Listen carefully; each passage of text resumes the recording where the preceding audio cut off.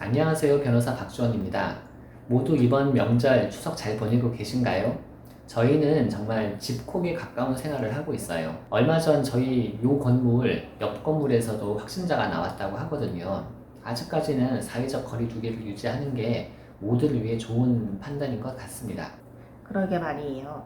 그래서 오늘은 무슨 얘기를 해볼까요? 예, 어떤 이야기를 할까 많이 고민을 했는데 바로 어제도 그렇고 주변 사건을 봐도 그렇고 지난 보이스피싱 컨텐츠를 올린 지 지금 딱 1년 됐더라고요.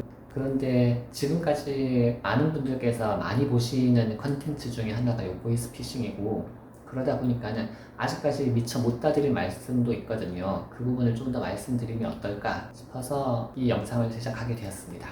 지난번에는 총 2차례에 걸쳐 말씀을 드렸어요. 첫 번째는 보이스피싱 피해자가 되지 않는 방법, 두 번째는 보이스피싱의 또 가해자가 되지 않는 방법, 이렇게 2개를 말씀드렸는데 오늘은 보이스피싱 조직에 연루되었을 때 내가 무죄를 받을 수 있는 방법 중에 한 가지를 이야기해보고자 합니다. 이미 말씀드린 적이 있지만 보이스피싱 사건이라는 게 결국 사기 사건이잖아요. 사기라는 건 작정하고 사람을 속여서 재물을 편취받는 구조입니다. 보이스피싱 사건으로 내가 조사를 받게 된다는 건 사기 사건의 가해자로 의심을 받으면서 경찰 조사를 받으셔야 된다는 걸 말하는데요. 지난 2번째 시간에서 잠깐 말씀드린 적이 있습니다. 경찰 조사 그리고 향후 검찰, 법원에서의 재판을 대비해서 진술의 일관성이 있으면 좀 더 좋다는 말씀을 드린 적이 있어요. 이번 시간은 보이스피싱 3번째니까 조금 용어가 어렵더라도 미리 양해를 부탁드리겠습니다. 그럼 경찰 조사에서부터 일관되게 나는 보이스피싱 조직에게 당했다, 나도 속은 거다 라고 이야기를 하게 되잖아요. 그런데 그것만으로는 부족해 보이는 것도 사실이거든요. 그럼 판사님은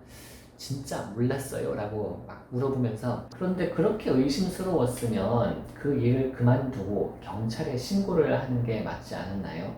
그런데 그렇게까지 하지 않았다는 건 피고인은 내심 사실 보이스피싱일 수도 있겠지만 나는 일당만 받으면 그만이지 라고 생각을 했던 건 아닙니까? 라고 물어보시기도 합니다.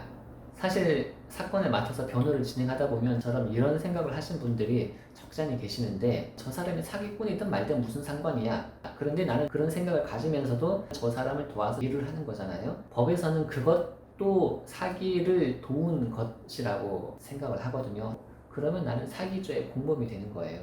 무섭네요. 무서워요. 그래서 의심스러웠다면 그만두시고 바로 신고를 하시는 게 제일 좋습니다. 이 부분이 판결에서 보이는 그런 일반적인 법 감정이라는 것하고 사람들하고의 생각이 다른 부분 중에 한 군데인 것 같아요.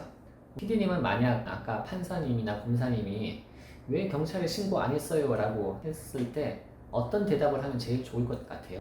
그러게요. 목구멍이 포도청이라서 어쩌고 저쩌고. 알겠습니다. 2주 뒤에 선고하겠습니다. 안 돼!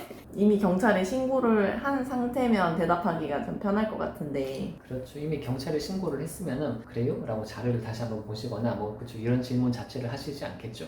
그쵸? 이게 뭐 이렇게 허무하냐 뭐 별거 아니다 라고 생각을 하실 수도 있는데 자신의 무고함을 제일 쉽게 드러내실 수 있는 건 경찰에 내가 신고를 먼저 했다 아니다입니다. 현재까지 지켜본 바로는 재판 결과도 제일 좋았다는 것 같아요. 저도 변호를 하기가 정말 편하고 신고 이력 때문에 무죄를 받게 될 확률이 확 올라가는 그런 체감상의 느낌이 있어요. 왜냐하면 아무런 다른 정황 없이 수사기관이 수사할 때까지 기다렸다가 경찰이 찾아가서 혐의가 있으니까는 나와서 조사를 받아보세요 라고 이야기를 해서 그때부터 정말 저는 아무것도 몰랐습니다 라고 이야기를 하는 것하고 제가 뭐 일을 하다 보니까 이상해가지고 지금 신고하러 왔습니다 라고 이야기하는 것하고 느낌도 다르잖아요. 선빵 필승, 수사기관에 가서 먼저 신고를 하면 훨씬 좋게 풀리게 되는 경우가 많습니다. 역시 초기 대응이 중요하네요. 그쵸. 감기나 코로나나 범죄 예방도 마찬가지인 것 같습니다. 초반에 잘 대응을 하시면 훨씬 일이 수월하게 풀리는 걸 많이 경험해 와서 말씀을 드려요.